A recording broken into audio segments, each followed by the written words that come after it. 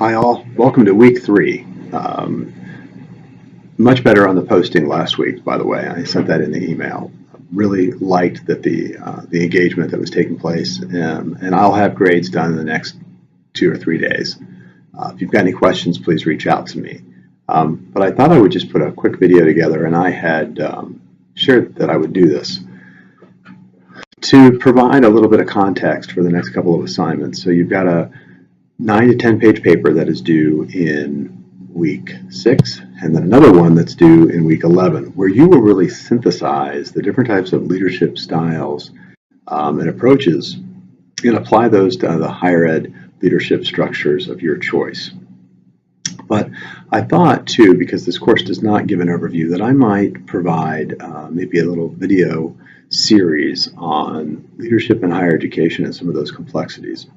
So today what I wanted to go over are some of the complexities that are due to the external world within higher education.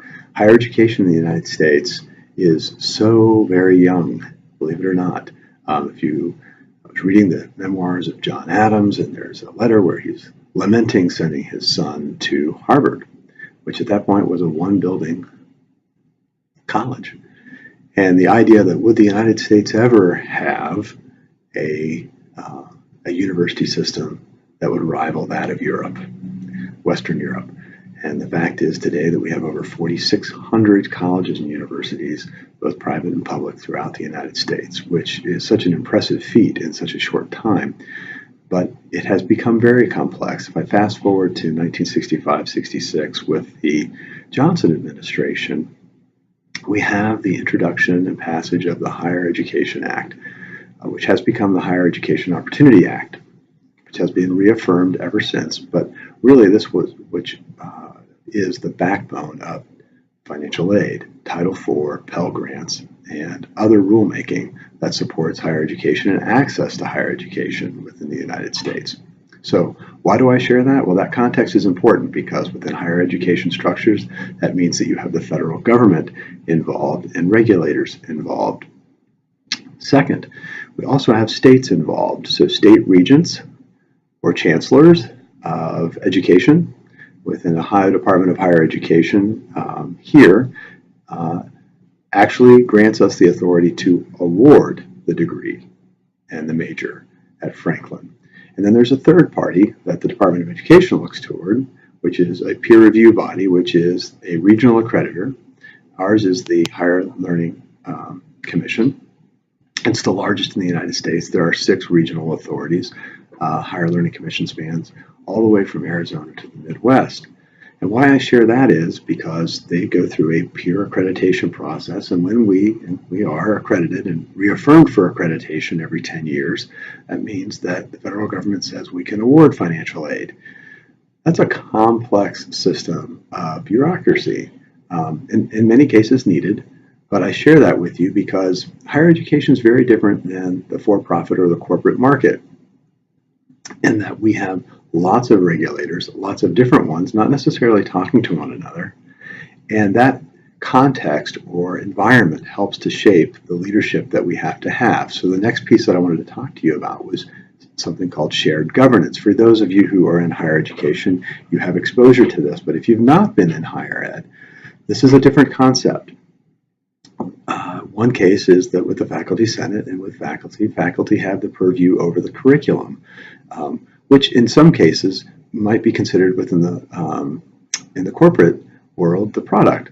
And your employees within a for-profit company do not have control over the product that you're going to offer, but in higher education, the faculty do indeed have control over the offering and the course makeup and the outcomes that will be covered, which is a very different aspect. And why is that? Another aspect is tenure or faculty unions and the whole notion and sense of academic freedom and the freedom of knowledge. And so those are other things that you can explore, but those can make higher education structures very complex. Yes, you do have a president, and you oftentimes have a board of trustees who are helping to guide and make the decisions and have overall strategic control of the institution. But with a shared governance structure, the faculty and the other institutional employees do have a say in the process. So as you do some of your research, I encourage you, hopefully you're using the Franklin Library. EBSCOhost is a great database, and it will ask you when you go in and you select EBSCOhost, which databases do you want to choose? I choose them all, but Academic Premier is part of that. Lots of educational journals are part of that EBSCOhost and ProQuest database, and then you can do your search string. If you have any questions or you need help in your research, our librarians are available by chat or by phone or by appointment, and they are amazing individuals and curators of content and can help you refine your search strings. And this is an ongoing process of improvement. So I will tell you that, you know, in doing my dissertation and doing my research, I engaged librarians multiple times. And so I encourage you to do it because you will become better throughout that process. So just to summarize, higher education in the United States, it's big, it's complex, it has lots of entities involved, state, national, and then peer review organizations, and there's programmatic accreditation as well. But as you look at the leadership structures within them, you end up with a faculty leadership structure, you end up with shared governance, and then you end up with a staff or operational side.